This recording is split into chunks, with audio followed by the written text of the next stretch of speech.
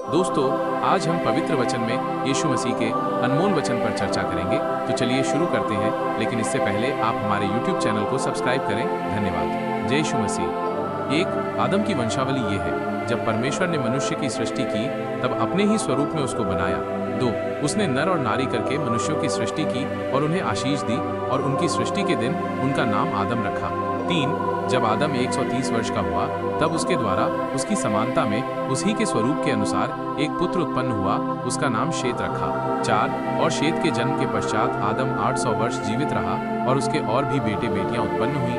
5, और आदम की कुल अवस्था 930 वर्ष की हुई, तत्पश्चात वो मर गया। 6, जब शेत 105 वर्ष का हुआ, तब उसने एनोश को जन्म दिया। 7, और एनोश के जन्म के पश्चात शेत 807 वर्ष जीवित रहा और उसके और भी बेटे बेटियां उत्पन्न हुई। 8, और शेत की कुल अवस्था 912 वर्ष की हुई, तत्पश्चात वह मर गया।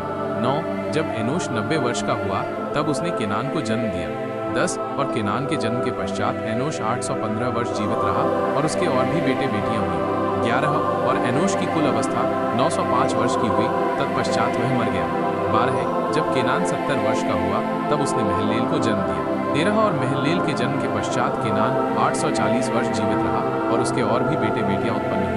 14, और केनान की कुल अवस्था 910 वर्ष की हुई, तत्पश्चात वह मर गया। 15, जब महललेल 65 वर्ष का हुआ, तब उसने येरेद को जन्म दिया। 16, और येरेद के जन्म के पश्चात महललेल 830 वर्ष जीवित रहा और उसके और भी बेटे बेटियां उत्पन्न हुई। 17, और महललेल की कुल अवस्था 895 वर्ष की हुई, तत्पश्चात वह मर गया। 18, जब येरेद 162 वर्ष का हुआ, जब उसने हनोक को जन्म दिया।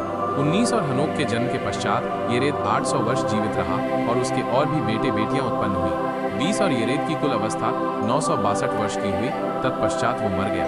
21, जब हनोक 65 वर्ष का हुआ, तब उसने मतूशेलह को जन्म दिया। 22, और मतूशेलह के जन्म के पश्चात हनोक 300 वर्ष तक परमेश्वर के साथ साथ चलता रहा और उसके और भी बेटे बेटियां उत्पन्न हुई। 23, और हनोक की कुल अवस्था 365 वर्ष की हुई। 24, और हनोक परमेश्वर के साथ साथ चलता था, फिर वो लोप हो गया क्योंकि परमेश्वर ने उसे उठा लिया। 25, जब मतूशेलह 187 वर्ष का हुआ, तब उसने लेमेक को जन्म दिया। अगर आपको ये अनमोल वचन अच्छा लगे तो हमारे YouTube चैनल को सब्सक्राइब करें। धन्यवाद। जय यीशु।